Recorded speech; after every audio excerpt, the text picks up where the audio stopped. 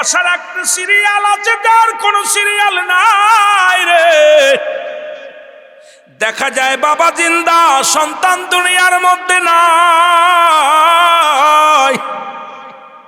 কত বাবা তার সন্তানের দাফন করাইল, কত বাবা তার মেয়ের দাফন করাইল, কত বাবা কলিজার টুকরো সন্তানের নিজ হাতে দাফন করাইল, নিজ হাতে মাটি দিল। আবার কত সন্তান বাবার লাশটা কাঁধে নিয়ে কবরে রাখলো। ও যুবক শুনে নাও, দেখা যায় বাবার কাঁধে সন্তানের লাশ, সন্তানের কাঁধে বাবার লাশ, দাদার কাঁধে নাতির লাশ, নাতির কাঁধে দাদার লাশ। বুড়ো দাদা বেঁচে আসে, নাতি নাই। দাদা হাঁটতে পারে না, বিছনায় পড়ে আসে, নাতিরে মাটি দিতে হয়। কারণ রব্বে কারিম কখন যেন কারমেল মালাকুল মউত যেন কখন পাঠায় দেয়, কখন যেন আপনার কাছে চলে আসে। ধরা পড়ে যাব, বাঁচা সম্ভব নয়। ও যুবক বন্ধুরা শুনে নাও, শুনে নাও। তাই তো লোকমান হাকিম ২৬ জন নবীর কথা কুরআনুল কারীমের মধ্যে উল্লেখ আছে। এর মধ্যে আরেকজনের কথা আছে, যার নাম লোকমান হাকিম, যারা পৃথিবীর মধ্যে এত মুসলমান এই যে জায়গাতে যাইতো তামাম পৃথিবী ঘোরাঘুরি করলো। এর মুসলমান জঙ্গলের মধ্যে যায়, জঙ্গলের গাছগুলো ডেকে বলে, ও লোকমান তুমি আমার নিয়ে যাও, আমাকে নিলে অমুক অমুক রোগ সেরে যাবে। তুমি আমাকে নিয়ে যাও, আমাকে নিয়ে গেলে অমুক রোগটা সেরে যাবে। ও লোকমান তুমি আমারে নিয়ে যাও, আমারে নিলে তোমার এই রোগটা ভালো হয়ে যাবে। লোকমান তুমি আমারে নিয়ে যাও, এই রোগের ওষুধ ছেড়ে আমি ওষুধ আমাকে সেবন করলে সেরে যাবে। লোকমানে কিন্তু সারা পৃথিবী ঘুরে ঘুরে বন জঙ্গলায় কাটায় আর চিন্তা করে রব্বে কারীম যদি আমি হায়াতের মতো কোনো কিছু পাই রে, যদি কোন জঙ্গলের গাছ আমাকে ডাকতে বলে, লোকমান তুমি আমার নিয়ে যাও, জীবনে মরণ হবে না। সারা দুনিয়ার মধ্যে ঘোরাঘুরি শুরু করলো লোকমান। স্বপ্ন শুধু একটাই, কোন লতায় কোন গাছে যেন ডাকতে বলবে, লোকমান লোকমান রে আমাকে নিয়ে যাও, জীবনে মরণ হবে না। ঘুরে ঘুরে সারা দুনিয়ার মধ্যে ঘুরে কাটাইল, কোনো গাছপালা কোনোদিন লোকমানকে ডাকতে বলে নাই, লোকমান আমাকে নিয়ে যাও, তুমি মরণ থেকে বাঁচতে পারবা। অবশেষে আজরাইল এসে কয়, লোকমান তোমার হায়াতের জিন্দেগি শেষ, আর ঘুরতে দেওয়া যাবে না। জোরে জোরে চিল্লায় বলা যাবে না আল্লাহু আকবার। লোকমান হাকিম তার বইয়ের মধ্যে আহা ওনার জীবনের মধ্যে বলে গেছে, আয় লিখে গেছে, আমি বড় চেষ্টা ছিল যে এই আদম থেকে শুরু করে কত পয়গম্বর, কত নবী, কত গাউস কুতুব আসলো, সবাই চলে গেছে। দেখি কোন রোগ, সব রোগ গাছে ডাইকা ডাইকা বলে, লোকমান হাকিম আমার নিয়ে দাও, পেটে ব্যথা সারবে, জন্ডিস সারবে, ক্যান্সার সারবে, এ সারবে, ও সারবে। গাছে ডাইকা ডাইকা কথা বলতো। দেখি দিয়ে আমারে বাঁচার কোনো উপায় পাওয়া যায়নি। উনি ঝোর জঙ্গলের মধ্যে বেশি বেশি চলাচলে শুরু করে দিল। ঝোরের মধ্যে, জঙ্গলের মধ্যে, পাহাড়ের মধ্যে, সিলেটের বড় বড় পাহাড় আছেন, এরকম পাহাড় জঙ্গলের মধ্যে ঘোরাঘুরি শুরু করছে। স্বপ্নে একটাই যে কে যেন ডাক দিয়ে বলবে, লোকমান তুমি ধন্য, আর মরবা না। কত উজ্জিনী রে বা, কত ধনী লন্ডন আমেরিকা চিকিৎসার জন্য যায়, 5 বছর পরে আয়া সিদ্ধ হয়ে যায়। যেরকম ঠিকই নেই, হয়তো চিকিৎসা ডাক্তারে আরে হয়তো 10 বছর বাঁচবি, কিন্তু তারপরও মরা লাগবে। যারা আদমের কাছে আসলো আজরাইল, আদমের সালাম দিয়ে, আসসালামু আলাইকুম বাবা আদম, আমি আজরাইল। কয় কেন আইছো? কয় আপনারে নেওয়ার জন্য।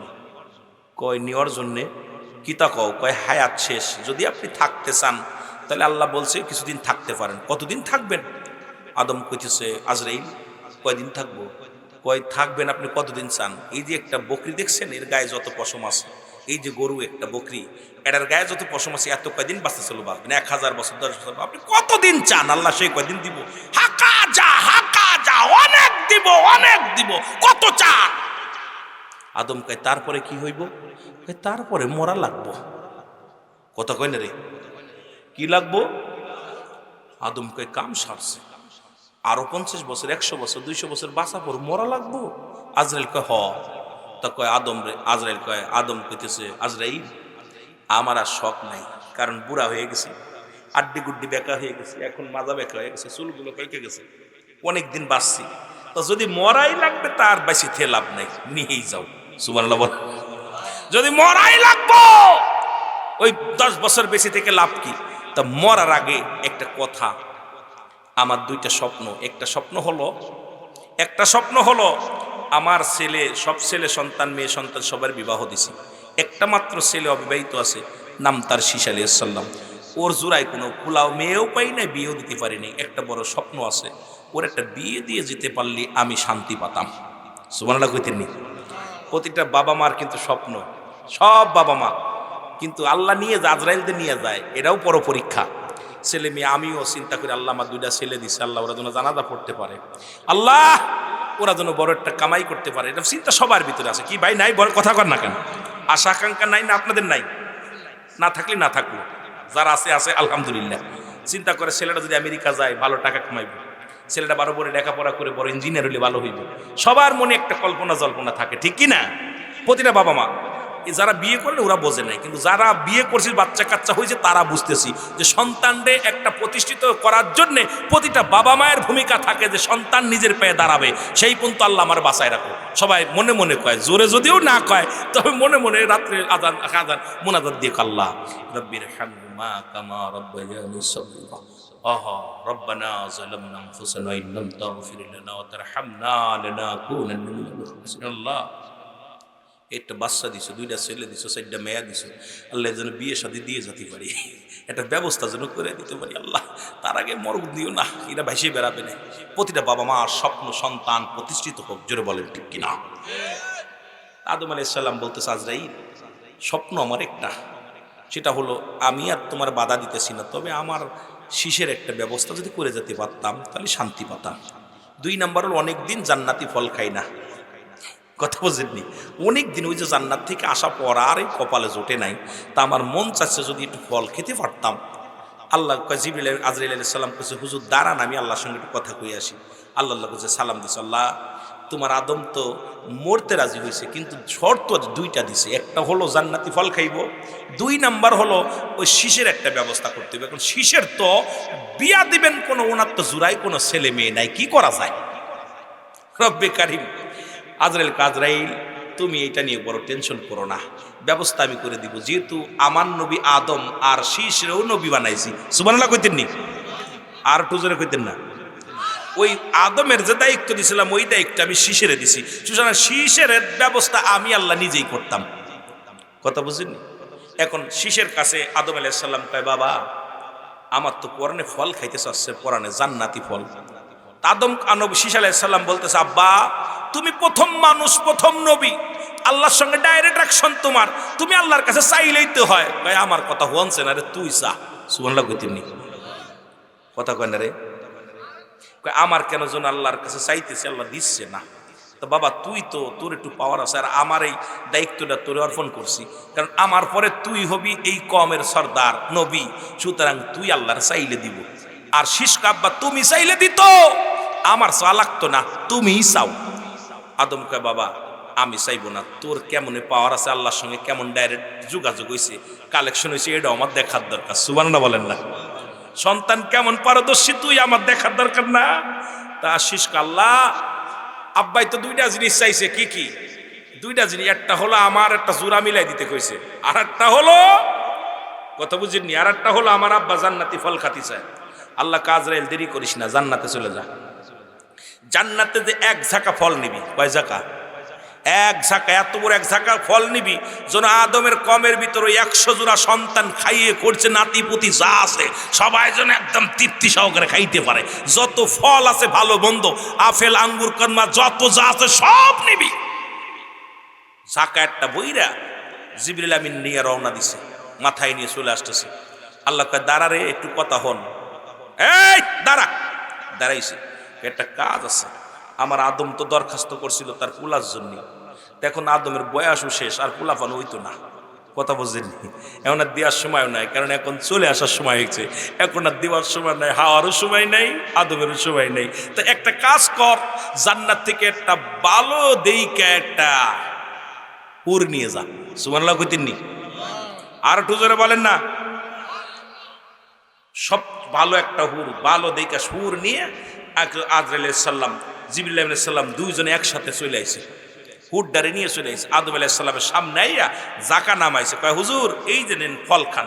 আদম আলাইহিস সালাম ফল দেখা খুব খুশি, কিন্তু এত ফল কেন, এত সারা জীবন ধরে খাইলেও শেষ হইতো না, এত ফল আনছো। কথা বুঝেননি? এই ওয়াজ সুরদে করলে সময় লাগবে, আপনাদের একদম তাড়াতাড়ি কইয়া দিতেছি। কষ্ট হচ্ছে আপনাদের? কষ্ট হচ্ছে?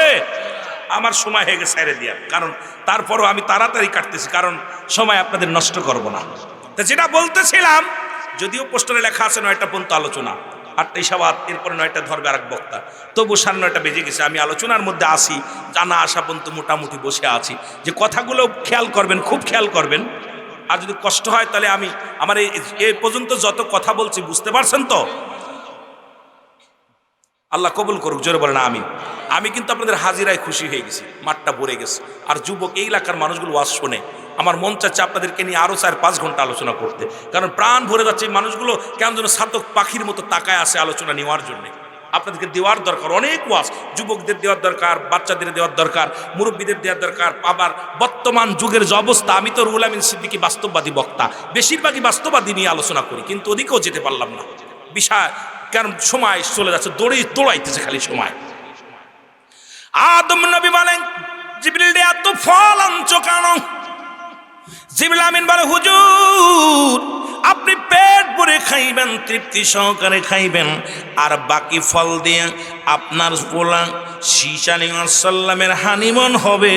এই ফল দিয়ে পুরো বরযাত্রী যত মানুষ আসবে সবাইকে জান্নাতি ফল খাওয়ায়া দেয়া হবে। আদমকে কি কোষ, কোনো মেয়েই তো নাই, কমের মধ্যে বিয়ে দিব আমার শিশির, একটা মেয়ে পাইতেছি না, আর তুই আইসিস ফল নিয়ে। কথা বুঝিনি কেমন মেজাজটা খারাপ হয় না? আদম কয়, ফল তো আনসুস, আমার আর বুঝতে বাকি নাই, চলে যেতে হবে, কিন্তু বড় কষ্ট থেকে গেল রে, ছেলেটার একটা উপায় করতে পারলাম না। জিবরিল আমিন বলে, হুজুর আপনি নিয়ত করেছেন আপনি আল্লাহর পয়গম্বর, রব্বে কারিমের দরবারে কোনো তফুরন্ত নাই, রব্বে কারিমের দরবারে কোনো অভাব নাই, সুতরাং আপনি কেন চিন্তা করেন? আপনি যে ফল আনছে ফলটাকে গ্রহণ করেন। ফলটা গ্রহণ করছে, এবার দেখে ঝাঁকার পাশে, ওরে মুসলমান, সুন্দরী এক নারী, যা পৃথিবীর মধ্যে এত সুন্দরী নারীর আগে আসেন নাই। আদম আলাইহিস সালামের নজর চলে গেছে। আদম কয়, ও জিবরিল তোর পাশেও গোপনে দাঁড়ায় রয়েছে ওই মেয়েটাকে। সুবহানাল্লাহ বলেন না? এত সুন্দর চেহারা, আরে হুরদের একটু একে নিয়ে আঙ্গুল দুনিয়ার মধ্যে উঠায় দিলে দুনিয়ার আলো বাতাস সার মেনে যায়। এত সুন্দর হুরেদের ভিতরে আপনার রক্ত পর্যন্ত দেখা যাবে, চামড়ার ভিতর দিয়া রক্ত পর্যন্ত দেখা যাবে, এত সুন্দরী আল্লাহ করছে হুরদেরকে। আর এই 70টা করে হুর দিবে একমাত্র ইমানদার বান্দাদের, জোরে বলেন ঠিক কিনা? জান্নাতীদের দিবে।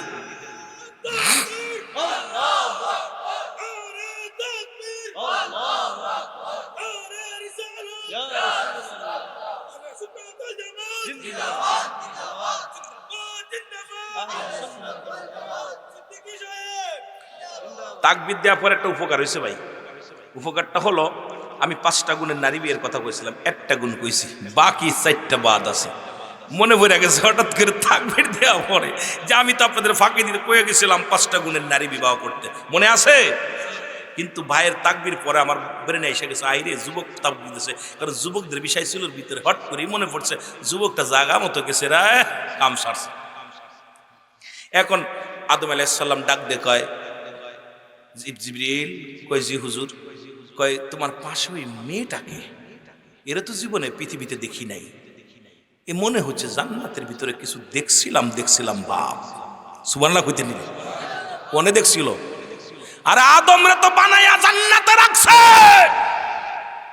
আদম সাল্লাল্লাহু আলাইহি সাল্লাম দেখেই চিনে ফেলছে, এইটা তো জান্নাতের ভিতরে দেখছিলাম। এইটা দুনিয়ায় ঘটনাটা কি? আদম আলাইহিস সালাম বলে, জিবরিল যখন রব্বে কারীম আমারে বানাইয়া জান্নাতের ভিতরে রেখেছিল, তখন আমি এই হুরগুলোরে দেখেছিলাম। পৃথিবীর মধ্যে এত সুন্দরী নারী আজ পর্যন্ত আসে নাই। এত সুন্দরী নারী কই থেকে পাইলা রে? আর তোমার ঝাঁকার পাশে কেন লুকায় আছে? এরে জিবরিল আমিন কয়, হুজুর আপনার প্রার্থনা রব্বে কারীম কবুল করেছে, আপনার ছেলে শীষের জন্য রব্বুল আলামিন ওই জান্নাত থেকে একটা হুর পাঠায়া দিয়েছে। আরো জোরে কইতেন না? দুনিয়ার মানুষের লগে হুরের বিয়া হয়, আহা শুনছেন না? আগে কত বুঝেনি হুরের সঙ্গে কয়, হুজুর আপনার স্বপ্ন পূরণ হবে, আপনি চাইছেন যেটা। ছেলে নবুয়াতি পেল, জান্নাত থেকে ফলও আইলো, জান্নাত থেকে নারীও একটা ধরে আনছি, তাড়াতাড়ি বিয়ে পড়ান। আজকে বিয়ে পড়াইবেন, বিয়া বিবাহ পড়ানোর পরে এই জান্নাতি ফলগুলো আজকে যারা যাত্রী হবে তারাই শুধু খাবে, বর খাবে, কোনে খাবে, এই জান্নাতি ফলগুলো খান। এবার তৃপ্তি সহকারে সবাই ফল খেলেন। আদম আলাইহিস সালামের কলিজার টুকরা সন্তান শীষ আলাইহিস সালামের সঙ্গে মুসলমান জিবরিল আমিন সাক্ষী থেকে আজরাইল সামনে দাঁড়ায় রয়েছে। জিবরিল আমিন নিজে দাঁড়িয়ে আছেন, আদম নবী নিজে দাঁড়িয়ে আছেন। সুতরাং সঙ্গে সঙ্গে কলমা পড়ায়া দুনিয়ার মধ্যে মুসলমান জান্নাতি নারীর সঙ্গে, হুরের সঙ্গে আদম আলাইহিস সালামের ছেলে শীষের বিবাহ বন্ধনে আবদ্ধ হয়ে গেছে। জোরে বলেন সুবহানাল্লাহ। বিয়া কমপ্লিট। আদমকে আজরাইল, বুঝতে পারছি আমার যাবার সময় হয়ে গেছে, বুঝতে পারছি সবগুলো যেহেতু পুরা করছে আল্লাহ, তার মানে আল্লাহ আমারে খুশি হয়েছে, আল্লাহ আমারে নিব। তবে কেমনে মৃত্যু হয় মুসলমান শুনে নাও। আদম আলাইহিস সালামকে আজরাইল বলে, হুজুর আপনার ছেলেদেরকে আপনি ঘরের ভিতরে যে শোবেন, ছেলেদেরকে আপনি একটু বাইরে বাইরে করে দেন, কারণ যখন আপনার রুটা নেবে, যখন আমি জোরটা ধরব, আপনার সন্তানেরা বাবার ওই দৃশ্য দেখে সহ্য করতে পারবে না, কলিজা ফেটে যাবে। সুতরাং আপনি ঘরের ভিতরে যান, আপনার রুটা বাইর করা হবে। জিবরিল আমিন যখন হুকুম দিলেন, আজরাইল দরজায় দাঁড়ায় আছে। মুসলমান শুনে নাও, আদম আলাইহিস সালাম ভিতরে গেলেন, রুটা বাইর করলেন। রুটা বাইর করার পর আজরাইল বাইর হয়ে আসলেন, জিবরিল আমিন চলে গেলেন। এমন সময় মুসলমান শুনে নাও, সন্তানেরা ঘরের ভিতরে গেল, যা দেখে আদম আলাইহিস সালাম আর দুনিয়ার মধ্যে নাই। দুনিয়ার মায়া ছেড়ে রব্বে কারীমের মেহমান হয়ে গেছে। জোরে বলা যাবে না মারহাবা। এখন মারা গেছে, মারা গেলে কেমনে গোসল করাবে? প্রথম মৃত্যুবরণ। যদিও হাবিল কাবিলের বিষয়, এই যে মানুষ মারতে হবে, কেমনে কবর খুঁড়তে হবে, কেমনে দাফন করতে হবে, কেমনে জানাজা করতে হবে, এগুলো কিন্তু কাকে যে শিক্ষা দিয়ে অনেক শুনছেন আপনারা। কিন্তু প্রথম মৃত্যু হলো শরীয়ত মোতাবেক। আর এই জীবন দশায় সর্বপ্রথম মানুষ হলো আদম আলাইহিস সালাম। আর আদম আলাইহিস সালাম যখন জান কবজ করলেন, আদম আলাইহিস সালামের সন্তানেরা তো দেখে নাই কেমনে জানাজা পড়তে হয়, কেমনে গোসল করাতে হয়, কেমনে কি করতে হয়। জিবরিল আমিন লাশটা সামনে নিয়ে ছেলে মেয়েরা হাউমাউ করে কান্দে, সন্তানের হালে পায় সব বসে বসে কান্দে। দিন পার হয়ে যায়, আদম কথা বলে না, হাওয়াও কথা বলে না। মুসলমান শুনে নাও, সবাই তো হাউমাউ করে কান্দে, ছেলেরা কান্দে। রব্বে কারীম ডাকতে বলে, জিবরিলরা যাও আমার শিষ্যে জানায় আসো, এই মানুষটারে কেমনে দাফন করবে, কেমনে কাফন পরাবে, কেমনে কি করবে, তাড়াতাড়ি যাও, সব কিছু শিখায়া দিবা। আমার শিষ্যে শিখায়া দিবা, আমার শিষ্যে জানাজার নিয়মগুলো শিখায়া দিবা। প্রথম জানাজা আমার আদমের হবে রে, আর আমার নবী শীষ আলাইহিস সালাম দাফ কি পড়বে, জানাজা পড়াবে। নিজের কলিজার টুকরা বাবার জানাজা পড়াইবে। দেখেন না, সন্তান জানাজা পড়াইবে বাবার। আর আমাদের ছেলেরা বারেটে মৌলবি এনে জানাজা পড়ি। আরে একটা ছেলে আলেম বানান, ওই ছেলে যখন চোখের পানি ছেড়ে কানবে, রব্বির হামহুমা কামা রব্বায়ানি সগীর। আর বারেটে মৌলবি দোয়া কবুল হতেও পারে, নাও পারে। আমার চোখে পানি আসবে টাকা পাইলে, খাবার পাইলে, আর ওর চোখে পানি আসবে হৃদয়ের ভিতর থেকে বাবা মায়ের জন্য, কলিজার ভিতরে যে লাগবে। একটা ছেলে আলেম বানান, নাতিগুলো আলেম বানান। আদম আলাইহিস সালামের কেমনে কাফন পরাবেন? ফেরেশতারা আসলেন, ফেরেশতা দিয়ে জিবরিল দিয়ে ট্রেনিং দিয়ালেন। জান্নাত থেকে পানি আনা হলো, আদম আলাইহিস সালামের গোসল করানো হলো। গোসল করানোর পর জান্নাত থেকে পোশাক আসলো, এই পোশাক আদম আলাইহিস সালামকে পরানো হলো। এবার জানাজার নামাজ জিবরিল আমিন শিক্ষা দিলেন, হুজুর কেমনে জানাজার নামাজ পড়তে হবে, আদম আলাইহিস সালামকে কেমনে দাফন করতে হবে, সব কিছু জিবরিলের মাধ্যমে আল্লাহ রাব্বুল আলামিন শীশ আলাইহিস সালামকে শিক্ষা দিলেন। এই দুনিয়ার মধ্যে প্রথম কবর হলো হযরত আদম আলাইহিস সালামের, আর কেমনে কবর দিবে, কেমনে শরীয়তের বিধান অনুযায়ী দাফন কাফন হবে, কেমনে জানাজা হবে, এগুলো রব্বে কারীম জিবরিল আমিন দিয়া আল্লাহর নবী শীশ আলাইহিস সালামকে সব শিক্ষা দিয়েছে। জোরে জোরে চিল্লায়া বলা যাবে না মারহাবা। শীশ আলাইহিস সালামকে জিবরিল দিয়ে প্রশিক্ষণ দিলেন, কয়টা তাকবীর দিবি, 4 তাকবীর দিবি, কি কি বলবি সব শিখায়া দিছে। কে? জিবরিল আমিন। কারে শিখাইছে? কথা কয় না রে।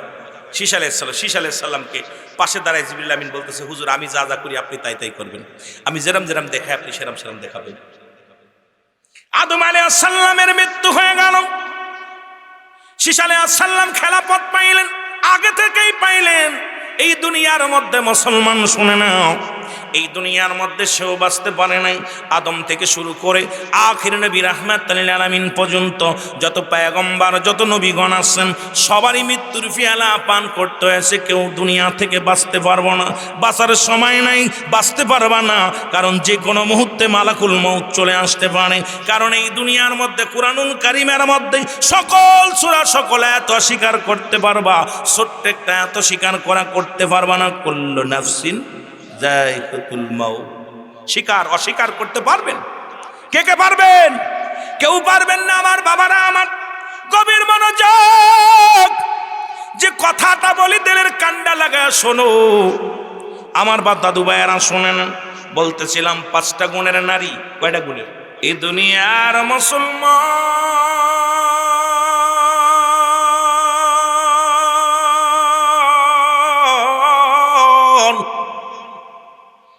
আল্লাহ রাব্বুল আলামিন রিয়াজুল জান্নাহ বেহেশতের বাগানে আপনাকে আমাকে আসার মতো বসার মতো সুযোগ দান করলো।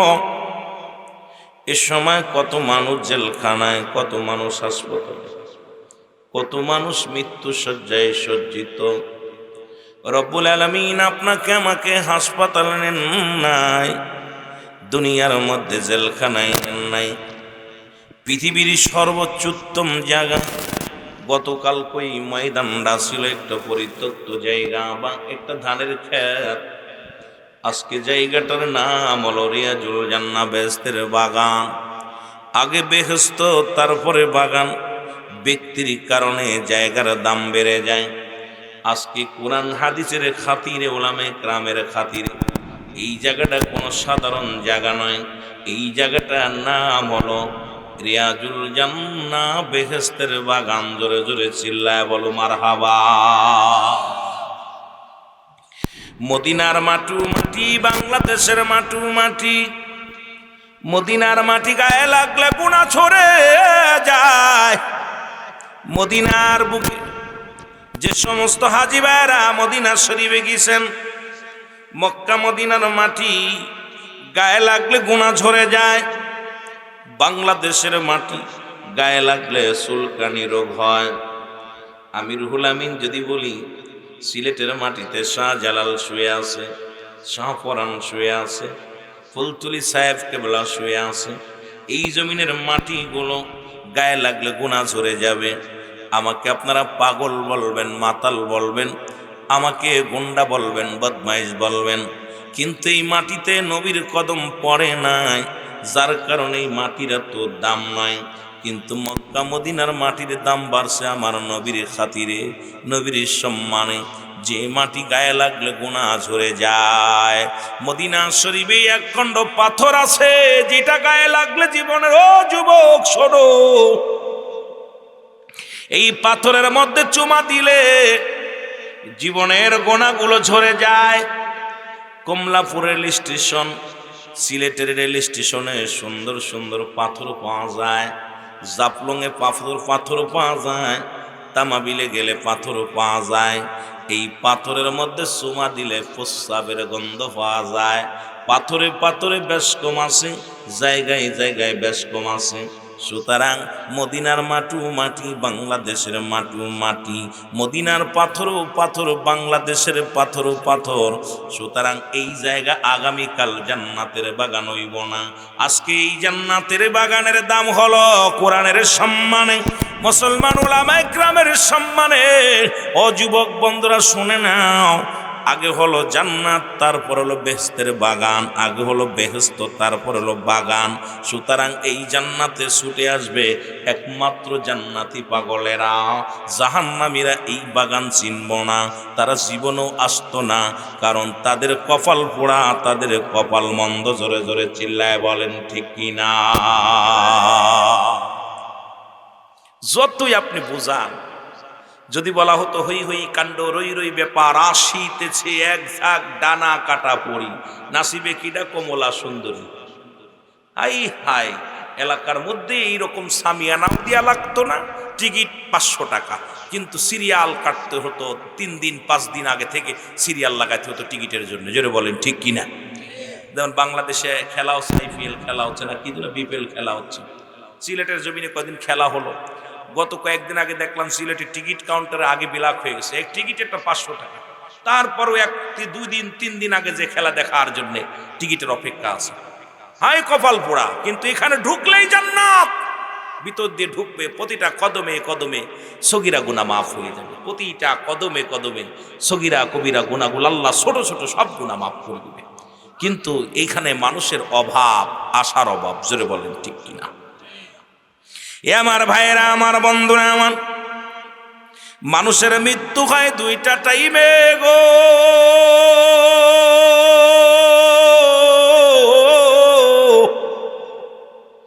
একটা হলো রাতের বেলা, একটা হলো দিনের বেলা। দিন শুরু করেছিলাম, মৃত্যুবরণ করি নাই।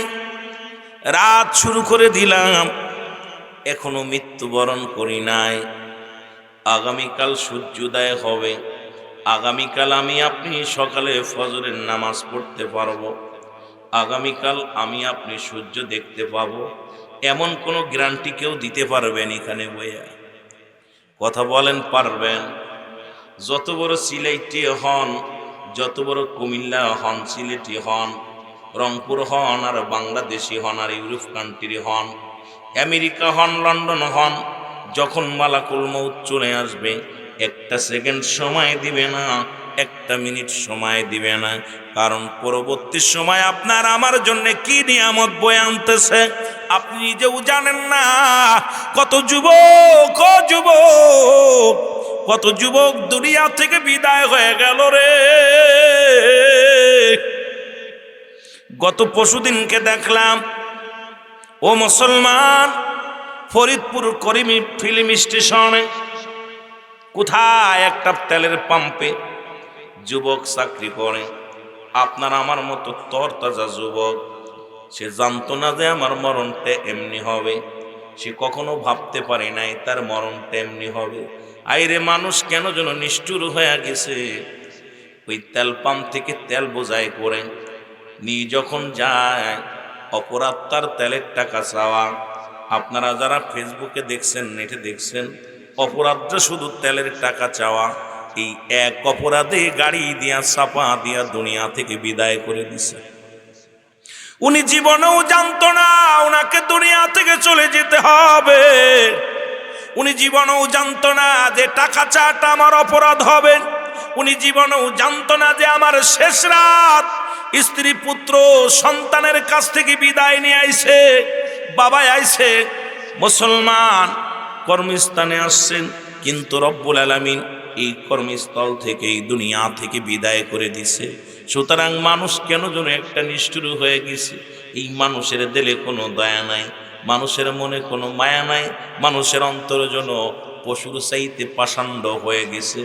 এদ মুসলমান শুনে নাও, প্রতিনিয়ত ওয়াজ হচ্ছে, প্রতিনিয়ত ওলামায়ে কেরাম আসতেছে।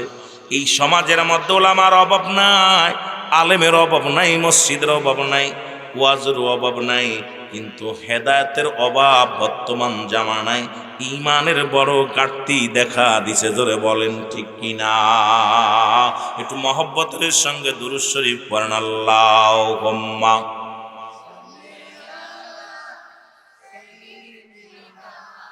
মাওলানা মুহাম্মাদ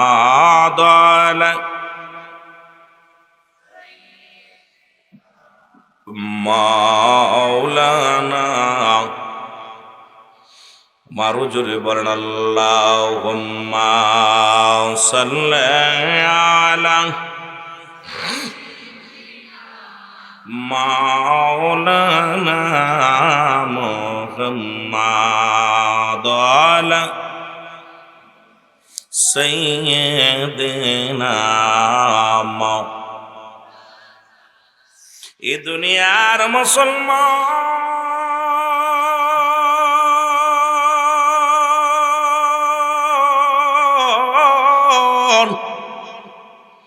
এই জান্নাতের বাগানে যখন বাড়ি থেকে রওনা দিছে রে, প্রতিটা কদমে কদমে আমার আল্লাহ রব্বুল আলামিন বান্দার জীবনের সগীরা গুনাহগুলো মাফ করে দিছে। জোরে বলেন মারহাবা। আর একটু জোরে বলেন আল্লাহু আকবার। ছোট ছোট গুনাহগুলো মাফ করে দিছে আমার আল্লাহ। ছোট্ট গুনাহ সগীরা গুনাহগুলো আল্লাহ মাফ করে দিছে। আমরা শুধু সগীরা গুনাহ করি নাই, পদে পদে করছি কবিরা গুনাহ। নামাজ ছেড়ে দেয়া কবিরা গুনাহ, মিথ্যা বলা কবিরা গুনাহ, বেগানা নারীর সঙ্গে দেখা দিয়া কবিরা গুনাহ, বেগানা পুরুষের সঙ্গে দেখা দিয়া কবিরা গুনাহ। সিলেটবাসীর লন্ডনে টাকা, লন্ডন থাকে স্বামী, আমেরিকা থাকে স্বামী, বেগানা পুরুষ নিয়ে কতই না ছলনা। ও আমার যুবক বন্ধুরা শুনে নাও, কথা বললে অনেকে কষ্ট পায়। যাদের সঙ্গে দেখা দিয়া হারাম তাদের সঙ্গে বিয়ে করা জায়েজ, যাদের সঙ্গে দেখা দিয়া জায়েজ তাদের সঙ্গে বিয়ে করা হারাম। আজকে খালাতো ভাই, মামাতো ভাই, ফুফাতো ভাই, চাচাতো ভাই সবগুলো মুখগুলো দেখা হারাম। এইগুলো আজকে জাতির জন্য বড় কলঙ্ক, আজকে সমাজের জন্য কলঙ্ক। নামাজ যেমন ফরজ, মুসলমান পর্দাও তেমনি ফরজ। ঠিক কথা কয় না? তিন চারজন কয় ঠিক, বাকিগুলো খুব মজা। নামাজ যেমন ফরজ, পর্দা তেমনি ফরজ। আজকে পর্দা মুসলমানের বাড়ি পর্দা নাই, মুসলমানের বাড়ি পর্দা নাই। এই জন্য মুসলমান শোনো, কথাগুলো বলতে গেলে বড় আনন্দ লাগে, আবার কষ্ট হয়। পৃথিবীর মধ্যে 5 শ্রেণী নারী বিয়ে করার কথা ইসলাম বলেছে রে। এক নাম্বার হলো আমানতের সতীত্বর আমানতদারী নারী। এই পৃথিবীর মধ্যে কয়টা যুবক আছে সতীত্বর আমানতদারী? যুবকগুলো নষ্ট, যুবতীগুলো নষ্ট। এক নাম্বারে বলছে পৃথিবীর মধ্যে সতীত্বর আমানতদারী। আজকে স্বামীর হক নষ্ট হয়ে যায়, আগে স্ত্রীর হক আগে নষ্ট হয়ে যায়। ও যুবক, একটু দিলের কান্ডা লাগা শোনো। এক নাম্বার হলো সতীত্বর আমানতদারী রে। আজকে আমার মন বলে সিলেটের জমিনে কয়টা নারী পাওয়া যাবে, কয়টা যুবক পাওয়া যাবে?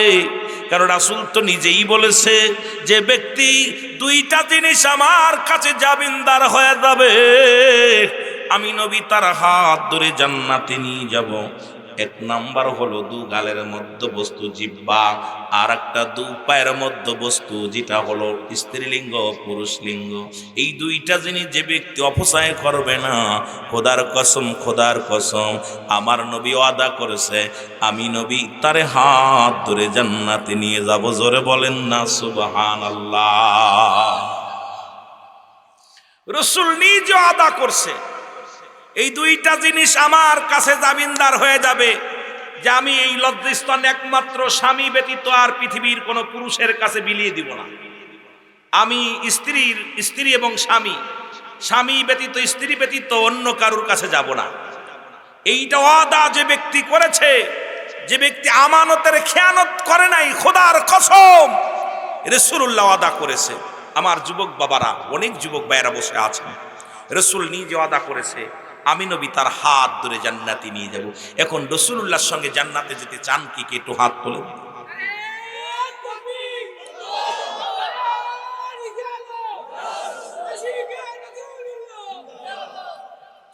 যদি হাত উঠাইলেন, এখন আপনার বিবি ছাড়া অন্য কারোর কাছে জীবন দিয়া দিবেন। নবী সাহাবীরা জীবন দিয়া দিছে, তবু তাদের সতীত্ব নষ্ট করে নাই। মা সুমাইয়ারও দেখছেন অবস্থা, প্রথম শহীদ হয়েছিলেন মা সুমাইয়া। আহা, আবু জেহেলে যখন তাকে নির্যাতন করা শুরু করেছিল, উলঙ্গ করে তার তলপেটে মুসলমান বল্লভ ঢুকিয়ে দিয়েছিল, তবু ঈমান দেয় নাই। কারণ পৃথিবীর মধ্যে জীবন দিয়া গেছে, ঈমান দেয় নাই। জোরে বলেন না মারহাবা। আর আমাদের মেয়েরা এখন বলা লাগে না, এমনি ওরা নিজেরাই প্রস্তুতি। নাউজুবিল্লাহ বলেন না, আরো জোরে বলেন নাউজুবিল্লাহ। এর মাহফিল দিয়া যদি একটা মানুষ হিদায়াতের মধ্যে আসে, তাহলে আমাদের মাহফিল সার্থক। মাহফিল দিয়া শুধু ওয়াজ করবো আর টাকা কামাইবো, আপনাদের কাছ থেকে নিয়ে যাবো, আর আপনাদেরকে একটু সুর দিয়ে যাব, মোটামুটি তারে নারে দিয়া বুঝাই চলে যাব, এটা চিন্তা করে আসি নাই, কথা এখনো শুরু করি নাই। কথা হলো যে একটা মানুষ যদি এই যে 22তম না কততম 22টা বছর মাহফিল হচ্ছে, এক এক বছরে যদি একটা করে যুবক হিদায়াতের মধ্যে আসতো, 22টা বছর 22টা যুবক পাইতাম, 22টা মানুষ পাইতাম। কিন্তু মাহফিল প্রতিনিয়ত হচ্ছে, তাবারক খাচ্ছি, কমিটি বড় বাড়ছে, সব বাড়ছে, বক্তা বড় বড় নামি দামি বক্তা আনতেছি, কিন্তু মাহফিল দিয়ে কি হচ্ছে? মাহফিল দিয়ে কি হচ্ছে? আগে ছিল মানুষের মসজিদ ছিল কাঁচা, ইমান ছিল পাকা, এখন মসজিদ হয়েছে পাকা, ইমান একেবারেই ফাঁকা। জোরে বলেন ঠিক কিনা? ইমান নাই বললে চলে। ব্যক্তির জীবনের অমূল্য সম্পদের নাম হলো রুহু, আর মানব জীবনের অমূল্য সম্পদের নাম হলো ইমান। রুহুবিহীন যেমন বডির কোনো মূল্য নাই। এখনই আপনি মারা যান, আমার বাবারা কবরবাসীর স্মরণে মাহফিলটা, যদিও যুবকদের উদ্যোগে সুন্দর একটা মানে কল্পনা করছি, এলাকার সকল মোর্দা গানের জন্য সবের একটা সুযোগ পাইছেন। মারহাবা বলেন না, আর একটু জোরে বলেন। আপনি আমি দেখতে শুনতে আমাদের সভাপতি সাহেব কে বসছে, সব সুন্দর আছে, রুহুটা নাই। উনাকে কি বলবে? কি বলবে? লাশ। কি বলবে? মরহুম বা মরহুমা। মহিলা হলে মরহুমা, পুরুষ হইলে মরহুম। কি আশ্চর্যজনক! মাইকে অ্যানাউন্স করতেছে আপনাদের ইমাম সাহেব, উনি নামাজ শেষে বলতেছে, কি গ্রামটার নাম কি? কামারকান্দি জমিনের আমাদের সভাপতি সাহেবের নাম কি যেন বললো? ইসলাম উদ্দিন ভাই ইন্তেকাল করছে আজ সকাল সন্ধ্যা 7টায় ইন্তেকাল করছে। ইন্না লিল্লাহি ওয়া ইন্না ইলাইহি রাজিউন। জোরে বলেন ঠিক কি না? এইবার কি বলবে? মরহুমের জানাজার নামাজ আগামীকাল সকাল 10টায় অনুষ্ঠিত হবে। জোরে বলেন কি বলবে? একটু জোরে বলেন না, কি বলছে? আসতে না, জোরে কইবেন। আরে আমি মরছি, উনার মরার দরকার নেই, আপনি মরেন। হাসি আসে? মরার কথা শুনলে হাসি আসে? ওই ব্যক্তি সবচেয়ে বড় মুনাফিক। মরণের ভয় যার ভিতরে নাই, বড় কষ্ট যে মরহুমের লাশ, মরহুমের জানাজার নামাজ একই মাইকে সেকেন্ডের মধ্যে ইমাম পরিবর্তন করে দিছে নাম। একটু আগে বলল ইসলাম উদ্দিন, রুহুল আমিন, অমক উদ্দিন, অমক তমক উদ্দিন, সিরাজ উদ্দিন, কিন্তু আর নাম বলতেছে না। ইমাম সাহেব বলে লাশটা তাড়াতাড়ি নিয়ে আসো, এই মায়াতের লাশটা সামনে আনেন। বলবে না ইসলামের লাশটা আনো, বলবে না ইসলামের কাফন পরাও, বলবে না ইসলাম উদ্দিনের গোসল করাও, বলবে না ইসলাম উদ্দিনের করাও, কাফনের কাপড় পরাও, বলবে না ইসলাম উদ্দিনের জন্য দোয়া করো, বলে মায়াতের জন্য দোয়া করো। জোরে বলেন ঠিক কিনা? পৃথিবীর 3টা বিপদ, নাম্বার 1 হলো মানুষের মরণ, নাম্বার 2 হলো কবর, নাম্বার 3 হলো কিয়ামতের ময়দান। প্রতিটা মানুষের ভিতরে এই 3টা বিপদ আসবে। মরণ নাই কার কার? একটু হাত তোলেন দেখি। আসেননি? সিলেট জেলার মানুষ মরণ নাও থাকতে পারে 2-4টা, যারা লন্ডন টন্ডন থাকে। যদি হায়াত যদি কিনা যাইতো তাহলে লন্ডনে বাসী, কারণ বাংলাদেশে আমরা জানি 2য় লন্ডন বলা হয় সিলেটবাসীকে, ঠিক কিনা? আমরা জানি, আপনারা জানেন কি জানি না, আমরা জানি 2য় লন্ডন বলা হয় আপনার সিলেটবাসীকে। কিন্তু সিলেটে এমনও ফকির আছে সারাদিন ভরে 10 টাকা ভিক্ষাও পায় না। অনেকের ঘর নাই, বাড়ি নাই, অনেক অসহায় রাস্তায় পড়ে আছে, আবার অনেকের বাড়িতে থাকার মানুষ নাই। জোরে কোন ঠিক কিনা? অনেকের লন্ডন প্রবাসী, আমেরিকা প্রবাসী, আপনার জাপান, ফ্রান্স, অনেক বড় বড় রাষ্ট্রে তারা আছে, কিন্তু দেখা যায় বাড়ি পড়ে আছে, অনেক সুন্দর সুন্দর বাড়ি পড়ে আছে, কিন্তু এই বাড়িতে থাকার মতো মানুষ নাই। আবার অনেকের আছে থাকার মানুষ আছে কিন্তু ঘর নাই, থাকার জায়গা নাই। মানুষ আছে, থাকার জায়গা নাই। এই জন্যে আমার বাজানেরা, সর্বশ্রেণী মানুষই এই সিলেটের জমিনে আছে। সবাইকে আল্লাহ কবুল করুক। তবে সবচেয়ে ভাগ্যবান সিলেটবাসী যে ৩৬০ জন আউলিয়া এই জমিনের মধ্যে একবারে আগমন করছে। মারহাবা বলেন না? আর এই জামানা যে নষ্ট হবে তার একটা প্রমাণ করে দিয়ে গেছেন আপনার সাহেব কেবলা। উনি বলছে বাঁচাও ইমান বাঁচাও দেশ, সাহেব কেবলার নির্দেশ। তার মানে শেষ জামানায় ইমানও চলে যাবে, দেশও ধ্বংস হয়ে যাবে। এখন দেশের যে 12টা বাজতেছে উনি ইন্তেকালের আগেই ভবিষ্যৎবাণী দিয়ে গেছে। কারণ আল্লাহর ওলিদের কাছে আসে এলহাম, নবীদের কাছে আসে ওহী। জোরে বলেন ঠিক কিনা? আরো জোরে বলেন ঠিক কিনা? নবীদের কাছে আসে কি? ওহী। আর ওলিদের কাছে আসে এলহাম। বর্তমান জামানায় নবীদের জামানা শেষ, নবীদের দরজা বন্ধ, এখন চলতেছে বেলায়েতের জামানা। সেই বেলায়েতের শ্রেষ্ঠ কামেল মুকাম্মেল ছিল আমার আপনার পীর, এই অত্র এলাকার সাহেব কেবলা, যিনি ভবিষ্যৎবাণী করে গেছেন বাঁচাও ইমান বাঁচাও দেশ, সাহেব কেবলার নির্দেশ। একটা নির্দেশ দিয়ে গেছেন, সেটা হলো এই দেশের উপরে শগুনের নজর পড়বে, এ দেশের মানুষ ইমান হারিয়ে ফেলবে, এদেশের টুপিওয়ালা দাড়িওয়ালা মূর্তি পূজা করবে, এদেশের দাড়িওয়ালা টুপিওয়ালা নামাজ ছেড়ে দিবে, এদেশের দাড়িওয়ালা টুপিওয়ালারা ইমান নষ্ট হয়ে যাবে। এই জন্য সে ভবিষ্যৎবাণীটা দিয়ে গেছে এমন একটা সময় আসবে ইমানও বাঁচাইতে হবে, দেশও বাঁচাইতে হবে। জোরে বলেন ঠিক কিনা? আমার মনে হচ্ছে আপনারা কষ্ট পাচ্ছেন। আল্লাহর ওলিদের কথা একটু বিফলে যায় না। ওলিরা আপনার মতো আমার মতো মনোক্তি কথা বলে না। তারা এলহাম যখন হয়, ওলিদের কাছে এলহাম আসে। কি আসে? এলহাম আসে। এলহামের মাধ্যমে কথা বলে। সুতরাং তারা আপনার মতো আমার মতো মনোক্তি কথা বলে না। তারা নিরাপত্তা পালন করে, মুরাকাবা মুশাদা করে, তখন রব্বে করিমের তরফ থেকে তাদের কাছে একটা ফয়সালা দিয়ে দেয়, এটা হবে। তা আমি তাকায় দেখতেছি সারা বাংলাদেশের অবস্থা খুব করুণ অবস্থা। যেভাবে পাপ, যেভাবে জিনা ঢুকছে, আজকে বাংলাদেশ প্রতিটা বাড়ির মধ্যে জিনা ব্যভিচার। আর এমন কোনো বাড়ি নাই সন্তানের হাতে নির্যাতিত বাবা হচ্ছে, মায়ের হাতে সন্তানের হাতে মা নির্যাতিত হচ্ছে, সন্তানের হাতে বাবা নির্যাতিত হচ্ছে, ভাইয়ে ভাইয়ে মিল নাই। আজকে ঘুষ সুদ, এমন কোনো বাড়ি নাই যে সুদের কারবার নাই, এমন কোনো বাড়ি নাই যে ঘুষের কারবার নাই। যদি বলেন কেন, আপনার ছেলে যখনই বড় অফিসার হচ্ছে ও চেয়ারে বসে বসে লক্ষ লক্ষ টাকা ঘুষ নিচ্ছে। জোরে বলেন ঠিক কিনা? এরা মানুষ হতে পারে নাই। এই জন্য ছোট্টবেলা থেকে শুনতাম, বাবাই বলতো মানুষের মতো মানুষ হতে হবে, দাদাই বলতো মানুষের মতো মানুষ হতে হবে, উস্তাদ বলতো মানুষের মতো মানুষ হতে হবে, মন বলতো আমি কি গরু, আমিও তো মানুষ। এখন বুঝতে পারি কেন বলতাম। এখন বুঝি যে মানুষ হয়ে আজকে যে সমস্ত বিদেশ থেকে পিএইচডি করে ডক্টর ইঞ্জিনিয়ার হয়ে দেশে এসে যারা চেয়ারে বসে, যাদের ঘুষ ছাড়া কলম চলে না, এরা মানুষ হতে পারে না, এরা অমানুষ। জোরে বলেন ঠিক কিনা? যারা এই সমাজের মধ্যে বড় বড় ডক্টর অপারেশন থিয়েটারে যায়, এরপরে রুগীর গায়ে হাত দেয় না টাকা ছাড়া, যতক্ষণ পর্যন্ত টাকা না দেয় ততক্ষণ অপারেশন করে না, আর জানতান ওই ডাক্তার মানুষ হতে পারে না, ও মানুষ। এই জন্যে আবার বাবারা বিদেশ থেকে পিএইচডি করে এই বাংলাদেশে এসে এই সমস্ত জানোয়ারগুলো তারা অমানুষ হয়ে গেছে। যদি বলেন কেন, বৈশা বৈশা তারা ঘুষ খাচ্ছে, সুদ খাচ্ছে। এরপরে আবার কিছু শিক্ষক দেখলাম বর্তমান বাইর হয়েছে, টাকার লোভে অনেক ছাত্র পাশ করা প্রতিজ্ঞা দিয়েছে, আমাকে টাকা দাও 2000 করে আমি পাশ করাই দেবো। মানে একটা ছেলে জীবনটা নষ্ট করার জন্য অনেক শিক্ষক আছে, আমার কাছে প্রাইভেট না পড়লে ফেল। এই যে এই শিক্ষকগুলো, এরা মানুষ হতে পারে না, এরাও মানুষ। জোরে বলেন ঠিক কিনা? আরো জোরে বলেন ঠিক কিনা? এখন বুঝি কেন মানুষের মতো মানুষ হতে বলছে। খালি বিদেশে যে ডিগ্রি আনলেই মানুষ হওয়া যায় না, মানুষের বাচ্চা হলেই মানুষ হওয়া যায় না। এই মানুষগুলোর মধ্যে পশুত্ব ঢুকে গেছে। জোরে বলেন ঠিক কিনা? এই যে রাসূল বলছে বাল্হুয়া কিলাব, এই দুনিয়াটা পচা দুর্গন্ধ মরি। মানুষের চরিত্র হলো কুকুরের চরিত্র। কুকুর যেমন, আপনি যাই বলেন, কুকুর যেমন মরি পাগল, কুকুর যেমন মরির পাগল। মরি যদি শোনে যে এলাকার মধ্যে একটা মরি গরু মারা গেছে, ছাগল মারা গেছে, ও যদি খবর পায়, দেখবেন সামনে যে বসবো ওই গরুটা নিয়ে।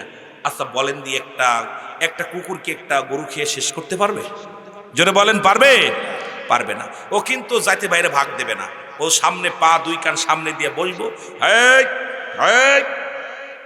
মানে কাউরে দেবে না। অন্য জাতে ভাইরে এক চুল খাইতে দেবে না। বলেন তোর পেটে কি ধরবে? ধরবে না। রাগ করতেছেন, কথা বলেন না কেন? কিন্তু আপনাদের কাক দেখছেন, কাক, এই কাক আপনাদের সিলেটে আছে না? কাক এত প্রাণী, এই প্রাণী দেখবেন যখন একটা মরির খবর পায়, কা কা করে এলাকা সব কাককে খবর দেয়। কেউ লেজ খায়, কেউ পেট খায়, কেউ বুড়ি খায়, কেউ চোখ খায়। কাকের চক্ষু লজ্জা আছে, কারণ ও ভাগাভাগি করে খায়, ওরা ভাগ দেয়, একজন আর একজনকে ভাগ সহযোগিতা করে। কুকুরের চক্ষু লজ্জা নাই। আজকে মুসলিম জাতি ছিল, দরকার ছিল কাকের মতো সংগঠিত, কিন্তু মুসলিমদের মধ্যে এই ঐক্য নাই। কাকের স্বভাব পরিবর্তন হয়ে গেছে, এখন মুসলমানদের মধ্যে আছে কুকুরের স্বভাব। এরা নিজে খাবে, অন্যকে খাইতে দিবে না, নিজের পাহাড় গর্বে যাকাত দিবে না, নিজে পাহাড় গড়ছে, মানুষের হক নষ্ট করে। জোরে বলেন ঠিক কিনা? জোরে বলেন ঠিক কিনা? এ মুসলমান প্রতিবেশী, কত মানুষ এই পৃথিবীর মধ্যে অসহায়, খাবার নাই, বাড়ির অভাব নাই, গাড়ির অভাব নাই, সম্পদের অভাব নাই। আল্লাহ এত সম্পদ দেওয়ার পরও বাড়ির কাছের মানুষগুলো অনাহারে আছে। তুমি হাজি মানুষ, হজ করছো, কিন্তু এদিক খেয়াল করো নাই। একটা কথা আমার মনে পড়ে গেল, কথা বলতে যাইয়া, যদিও আমি আলোচনা এদিকে যেতে চেয়েছিলাম না। আমাকে কাদের ভাই বলছে একটু কবরবাসীদের আলোচনা, যদি অন্যদিকে, যদিও আপনারা সাবজেক্ট দেন নাই, তবু অনেক লম্বা আলোচনা করা লাগবে, যদি সময় পায়। দেখা যাক। মুসলমান শুনে নাও, এরে মুসলমান, পৃথিবীর মধ্যে এমন একজন ব্যক্তি যিনি আব্দুল্লাহ ইবনে মুবারক, এই পৃথিবীর মধ্যে যার নাম কেউ যদি বলে আমি নাম শুনি নাই, আব্দুল্লাহ ইবনে মুবারকের নাম জানে না, এর মতো আমি মনে করি সে লেখাপড়াও করে নাই। এমন একজন ব্যক্তি যিনি প্রতি বছর মদিনা শরীফ হজ করেন, প্রতি বছর হজ করতে যায়। প্রতি বছর রাসূলুল্লাহর রওজা জিয়ারত না করলে তার মনে ভালো লাগে না। মনে বড় আশা ছিল যাব মদিনায়, বল মনে বড়, আরো জোরে জোরে বলেন, মনে বড় আশা ছিল যাব মদিনায়। ওরে সালাম আমি করব গিয়া, সালাম আমি ওর নবীজির রওজা, আমার মনে বড় আশা ছিল যাব মদিনায়, বল মনে বড়।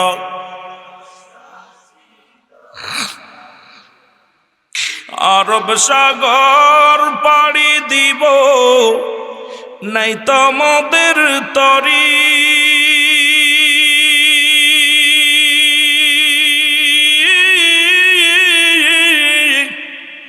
পাখা নয় তুড়ে যাব ডানাতে ভর করি।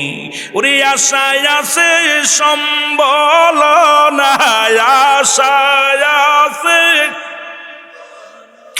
ওরে করি কি উপায়, আমার মনে বড় আশা ছিল যাব মদিনায়, বল মনে বড়।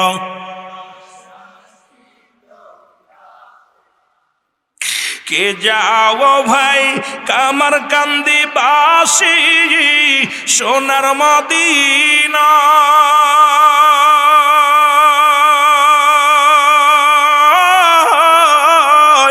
এ গোলামের সালাম খানি দিও গো পৌঁছাই, এ গোলামের সালাম খানি দিও গো পৌঁছাই, আমার মনে বড়। বাজান চোখের পানি ছেড়ে কান, এ দুনিয়ার মুসলমান,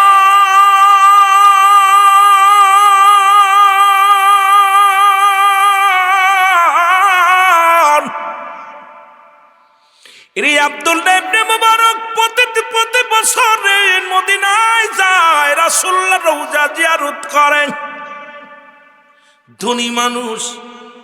এই বছরও আব্দুল্লাহ ইবনে মুবারক টাকা পয়সা গুছাইয়া সব কিছু নিয়ে মদিনায় টোপলা বাঁধিয়া রওনা দিয়ে দিছে। এমন সময় ছোট্ট ছেলেটা ডাকতে বলে, আব্বু আব্বু গো কই যাও? কয় মদিনায় যায়। কেন? কয় রাসূলুল্লাহ রওজা জিয়ারত করতে। হজের মৌসুম আসছে, আমি ৪৫টা দিন মদিনায় থাকব, একদিন নয় দুদিন নয়, এই ৪০ থেকে ৪৫ দিন মদিনার মনোয়ারায় ঘুরব। রওনা হয়ে গেল। ছোট্ট ছেলে ডাকতে বলে, আব্বু আপনি মদিনায় যান, আমার মনে গোস্ত খাইতে প্রাণ এসে, আমাকে একটু গোস্তর ব্যবস্থা করে দেন, গরুর গোস্ত খাবো। কিসের গোস্ত? গরুর গোস্ত খাবো, মনে চাপ, আমার গোশের ব্যবস্থা করে দাও। আব্দুল্লাহ ইবনে মুবারক বলে, বাবা আমি তো মদিনায় যাই, এখন তোমার মনে কেন গোস্ত চায়, প্রাণে কেন গোস্ত চায়? ডাকতে বলে, আমার আব্বু যখন মক্তব থেকে আসতেছিলাম, ওই মক্তবের পাশে একটা বাড়ি গরুর গোস্ত রান্না করেছে, সুন্দর ঘ্রাণ বাইর হয়েছে রে আমার আব্বু। ওই ঘ্রাণটা আমার নাকে যেয়ে লাগছে, আমি ওদের বাড়ি গেলাম। বাড়ি যাওয়ার পর দেখি রান্না করে খাইতেছে, আমি তাদের কাছে চাইলাম, এত ঘ্রাণ, সুস্বাদু ঘ্রাণ বাইর হয়েছে, ওই গোস্তের ঘ্রাণটা নাকে যেয়ে লাগছে। আমি নিজের লোভ সামলাতে না পেরে আমি ওদের বাড়িতে গেলাম। বাড়ি যা চাইলাম, সালাম দিলাম, সালাম দিয়া বললাম আমাকে একটু গোস্ত দাও। উনি বললেন না, আমাকে দেয় নাই, আমার বাবা গোস্ত পরাণে চাইছে, আমাকে গোস্ত নে দাও, গোস্ত খাবো। আব্দুল্লাহ ইবনে মুবারক ডাকতে বলে, বাজান দাঁড়াও, একটু অপেক্ষা করো, আমি ঘুরে আসি। উনি রওনা হয়ে দিলেন। বাড়িতে যে সালাম দা, আসসালামু আলাইকুম। ওয়ালাইকুম আসসালাম। বাড়ি কেউ আসেননি? কয় আসি। এই বাড়ি কি গরুর গোস্ত রানছেন? বলে হ্যাঁ। আপনারা কি গোস্ত আনছেন? বলে হ্যাঁ। রান্না করেছেন? বলে হ্যাঁ। আমার ছেলে আইছিল নি? বলে হ্যাঁ। আমার ছেলে কি গোস্ত চাইছিল? বলে চাইছিল। বলে আপনারা দেন নাই কেন? কয় না দিই নাই। আপনি কি জানেন না প্রতিবেশীর হক রব্বুল আলামিন যারা ব্যবহার করছে প্রতিবেশীর হক বিষয়? সুতরাং আমার বাড়ির পাশে আপনি বাড়ি, আমার ছেলেও মুসলমান, আপনিও একজন মুসলিম, সুতরাং আপনি গোস্ত রান্না করেছেন, আমার কলিজার টুকরা সন্তান আছে, তাকে একটা টুকরা দিতে পারতেন, কিন্তু আমি দেন নাই। কেন দেন নাই? বলে কেন দিই নাই এর জবাব আমি তোমারে কেমনে দিব রে মোবারক? আমি তোমারে কেমনে দিব? কারণ তোমার কাছে এই কথা বলে লাভ নাই, কারণ তুমি তো আমাদের খবর রাখো নাই। জোরে জোরে চিল্লায় বলা যাবে না আল্লাহু আকবার। এরে আব্দুল্লাহ ইবনে মুবারক,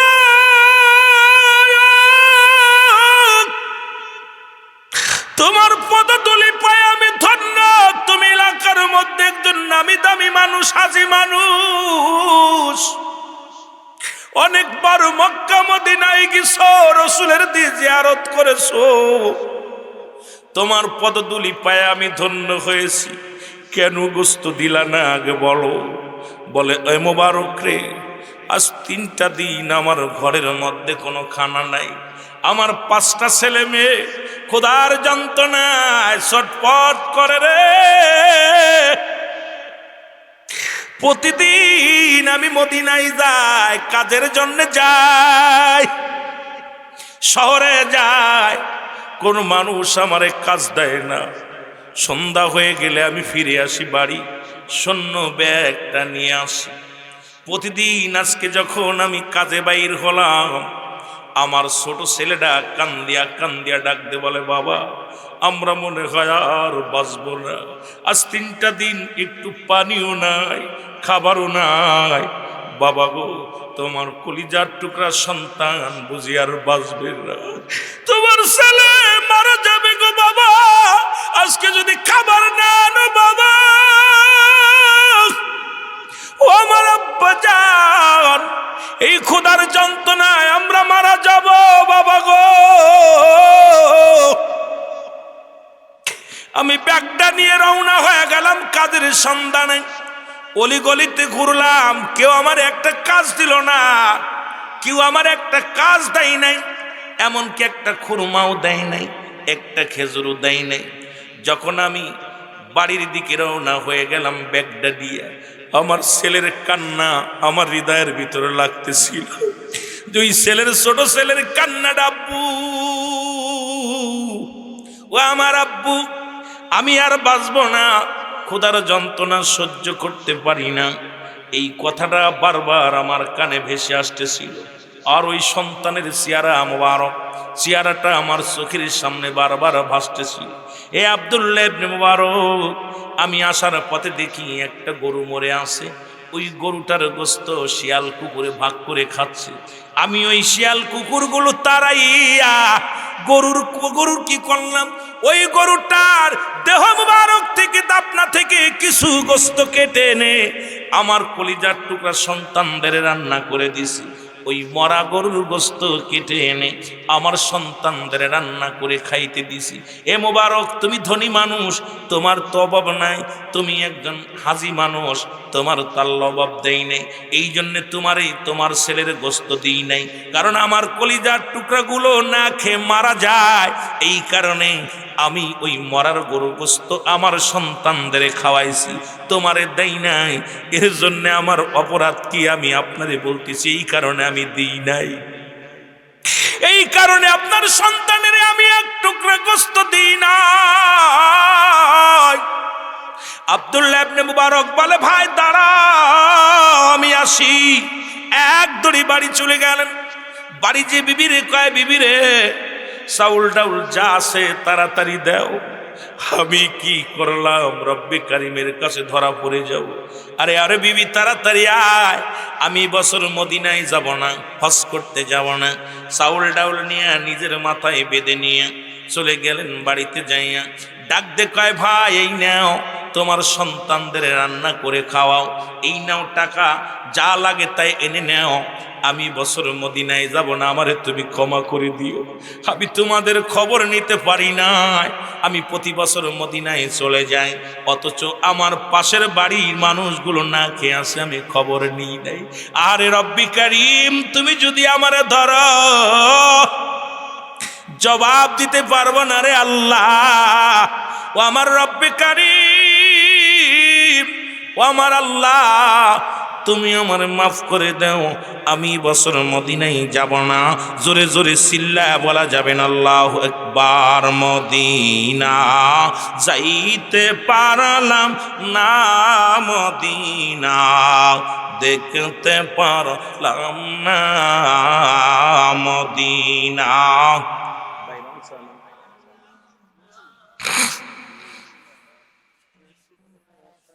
আরো জোরে বলেন, মদিনা যাইতে পারলাম না, মদিনা।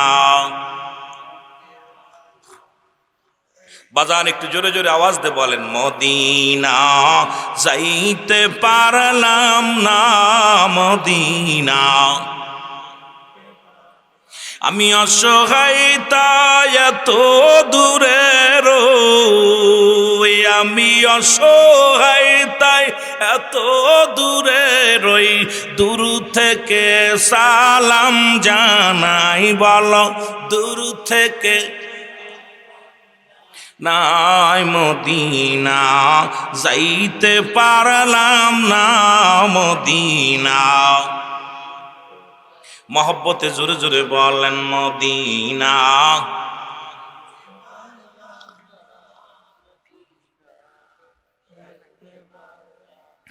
মদিনার নাম কত মধু,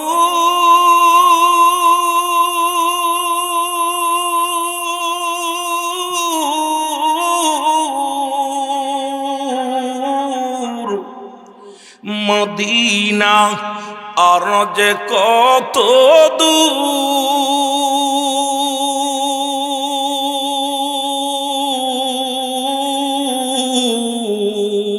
ওই মদিনার পথের দুলি, বলো ওই মদিনার মাখতে পারলাম না, মদিনা যাইতে পারলাম না, মদিনা। বাবারে মদিনার পাগল হন না, যদি একবার কপালে খুইলা যায়, আহা কপাল খুইলা গেলে যে ব্যক্তি হজ করলে আল্লাহ তারে মাসুমের মাসুম বানাই দিল নবী রওজা জিয়ারত করলে। মারহাবা বলেন না। মদিনা যাইতে পার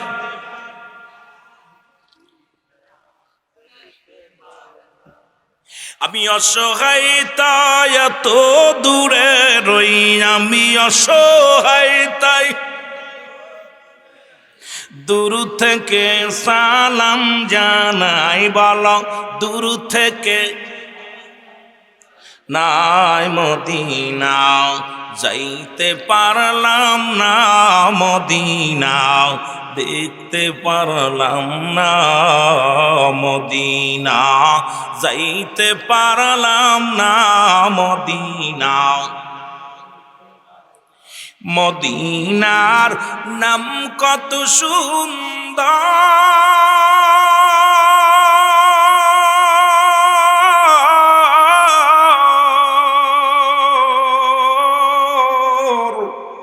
মদিনা কেড়ে সে অন্তর,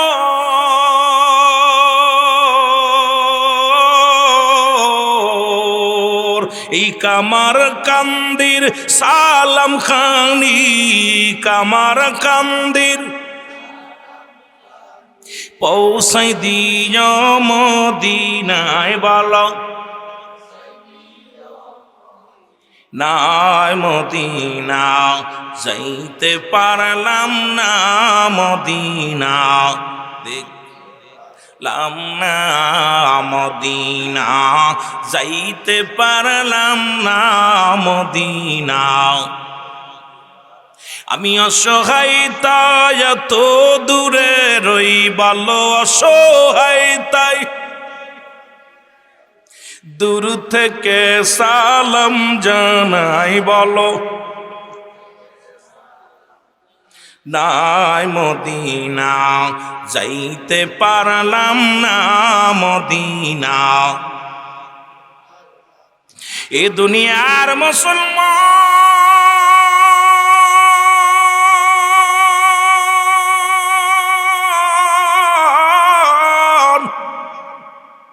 দিলের কান্ডা লাগা শোনো, দিলের কান্ডা লাগা শোনো গো, ডাক দি বলে আব্দুল ইবনে মুবারক রে, ও মুবারক তুমি আমার সব কিছু দিয়া দিলা। মুবারক কয় আমি দুনিয়ার মধ্যে যাক আমি বছর মদিনায় যাব না, তোমার বাচ্চাদের ভালো মন্দ খাওয়াও বলিয়া মুবারক মদিনা গেলেন না। ৪৫টা দিন পরে হাজি ভাইয়েরা দেশে ফিরে আসছে, সবাই মোবারকের বাড়িতে হাজির। মহল্লার হাজিগুলো এসে বলে হাজি সাহেব আপনি এমন পাষাণ্ড হয়ে গেলেন, একই তাঁবুর মধ্যে নামাজ পড়লাম, একই তাঁবুর মধ্যে ঘুমাইলাম, একই জায়গা দিয়ে নবীর রওজা জিয়ারত করলাম, আপনি কবের ফ্লাইটে আসলেন, আমাদের তো বললেন না, না বলে চলে আসলেন। মুবারক কয় খোদার কসম রে, আমি এবছর মদিনায় যাই নাই, এবছর হজ করতে যাই নাই। এরম ডাকতে বলে হাজিরা, ডাকতে বলে মুবারক তুমি হাজি মানুষ মিথ্যা বলো কেন গো? একই তাঁবুর মধ্যে খাইলাম, একই তাঁবুর মধ্যে ঘুমাইলাম, একই জায়গা কত না সময় কাটালাম, তুমি আমাদের থুয়ে চলে আসছো, আর এখন বলো আমি যাই নাই, কেন মিথ্যা বলো? মুবারক কয় খোদার কসম করে বলি আমি বছর মদিনায় যাই নাই। কয়ে তপ করলাম একসাথে দৌড়াইলাম, একসাথে ঘুমাইলাম, একসাথে খাইলাম। কই না না আমি বছর মদিনায় যাই নাই। রব্বে কারিম ডাকতে বলে মুবারক রে, ও মুবারক শোনো গো, এলহামের মাধ্যমে জানায় দেয় মুবারক রে শোনো, এই বছরে তোমার দানের ওসিলায়, ও মুবারক এই বছর মক্কা মদিনায় যত হাজি আছে সবার হজ আমি আল্লাহ তোমার ওসিলায় কবুল করে নিছি। জোরে জোরে চিল্লায় বলা যাবে না মারহাবা। এরে আমি আজকে বাংলাদেশে অসংখ্য মানুষ আছে রে, বারবার মদিনায় যায়, বারবার লন্ডন যায়, বারবার দেশ ভ্রমণ করে, কিন্তু ইউনিয়নের মধ্যে, গ্রামের মধ্যে কত যুবক না খেয়ে জীবন যাপন করে, কত মায়ের একটা শীতের কাপড় নাই, কত মায়ে খাবার খাইতে পারে না, রমজান মাসে একটা খেজুর খেয়ে রোজা রাখে, কত মা একটু পানি খেয়ে রোজা রাখে। খবর নেও নাই তোমার মতো ধনী রব্বে কারিমের কাছে কি জবাব দিবা? আজকে আল্লাহ তোমারে ধন সম্পদ দিছে, দুনিয়ার মধ্যে বাড়ি গাড়ি করছো, দুনিয়ার মধ্যে বড় অফিসার হইছো, কিন্তু প্রতিবেশীর খোঁজ নিলা না। তুমি কেমন মানুষ একটু খবর নিলা না রে মুসলমান, নিলা না? একটু খবর নাও না। ইশারের নামাজটা পড়িয়া 40টা বাড়ি ঘর, ইশারের সলাত আদায় করিয়া আশপাশে যত বাড়ি ঘর দৌড় আছে একটু খবর নাও, কে কোন হালাতে আছে। তুমি তো বাত মুসলমান ধনী মানুষ, ওই শীতের মধ্যে তুমি কি করলা? দরজাটা দিলা, মুসলমান গেট লাগাইয়া শুয়ে রইলা ঘরের মধ্যে। এমন অসহায় আছে সারা রাত আগুন তাপাইতেছে, মুসলমান আগুন জ্বালাইয়া, এই আগুন জ্বালাইয়া সারা রাত কাটাইতেছে, এক টুকরা কাপড়ও নাই, সে গায়েতে ঘুমাবে রে মুসলমান। আল্লাহর কাছে কি জবাব দিবা? জবাব তুমি দিতে পারবা না, জবাব তুমি দিতে পারবা না, কারণ যে কোনো মুহূর্তে দুনিয়া থেকে চলে যাবা, ধনী বলেও দুনিয়া থেকে বিদায়। ধনী গরিব যেই হও না কেন একই জায়গা, একই জায়গা। বাদশাহ ফকির হ্যায় সবকো একই ঠিকানা। বাদশাহ, ধনী, গরিব, প্রধানমন্ত্রী, 3 বারের সফল মন্ত্রী ছিলেন মাননীয় খালেদা জিয়া নাকি? উনি মারা গেছেন, ওনারে কোথায় রাখছে? কোথায় রাখছে? কবরে। আহা, আপনি মারা গেলে, আমি মারা গেলে সব ওই মাটির কবর। এই জন্য 1 নাম্বার বিপদ হলো মানুষের মরণ, 2 নাম্বার বিপদ হলো কবর, 3 নাম্বার বিপদ হলো কিয়ামতের ময়দান। এর মরণের কথা বলতে গেলে বড্ড ভয় হয়। আল্লামা মুফতি আমজাদ আলী সাহেব একটা কিতাবে লিখলেন, কিতাবের নাম বারে শরিয়াত। এর মধ্যে উনি লিখতে যা বললেন, দুনিয়ার মানুষ শোনো, মানুষ যখন সাধারণ মৃত্যুবরণ করে, 70টা উটের গায়ের চামড়া জবাই না করিয়া উল্টো দিকে টান দিয়া লবণ আর মরিচ লাগায়া দিলে যতটুকু যন্ত্রণা হয়,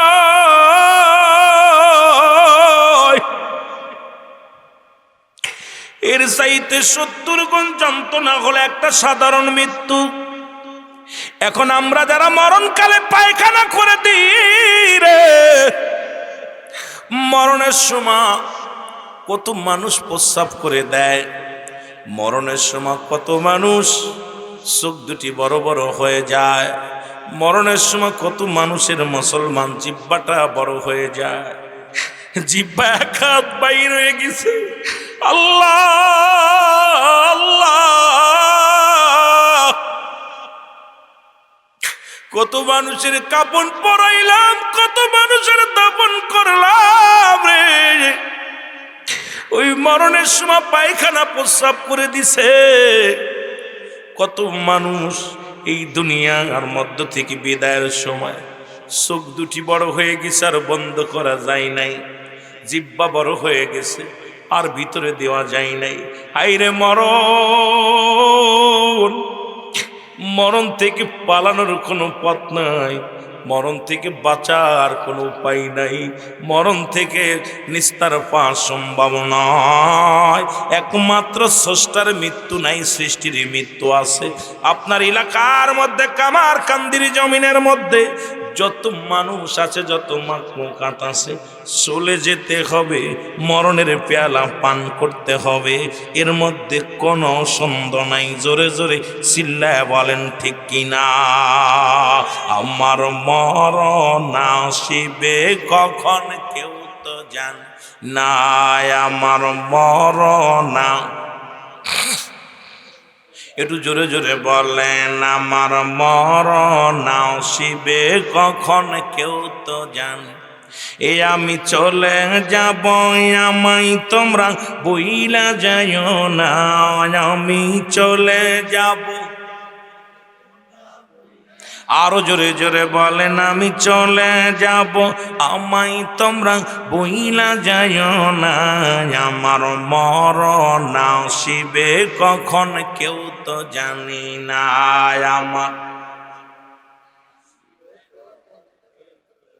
টাকা পয়সা দালান কোটা যাহা করেছি, সব কিছু ফেলাইয়া বাবা একাই চলেছি রে। আমি সব কিছু ফেলাইয়া আছি, আমি যাবার বেলায় ভেবে দেখি আমার কেহ নাই। আমি যাবার বেলায় ভেবে দেখি না, আমার মরণ আসিবে কখন কেউ তো জানি না।